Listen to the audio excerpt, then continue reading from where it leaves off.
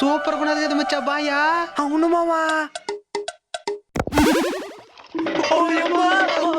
రాబాకండి బాయిలోకి.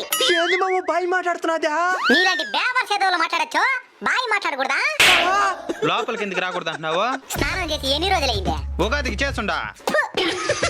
మనం పర్ఫెక్ట్ గా ఉండం, మనం దిగచ్చు బాయిలోకి. ముందు నిన్నేలా రానియకూడదా? నేనేం చేసినా? ఏమి చేసినేవా? మొన్న పై దాకా పోయి పాస్ పోయి రాకుండా నీళ్ళలోనే పోసేసావు.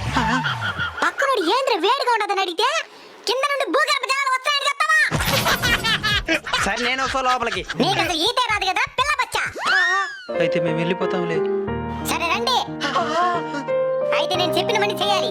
చేస్తాం. ప్రతి మనిషి ఈత నేర్చుకోవాలి. నేర్చుకుంటే అది ఏదో ఒక సందర్భంలో వాళ్ళకి ఉపయోగపడుతుంది. సరే. ఈత తెలియని వాళ్ళు ఈత తెలిసిన పెద్దోళ్ళతో మాత్రమే బాయి కని చెరువు కని వెళ్ళాలి. ఒకవేళ నాలాగా ఈత రాని వాళ్ళు మాత్రమే వస్తే ముంచేస్తాను. పోయమ్మో. మెట్ల మీద జాగ్రత్తగా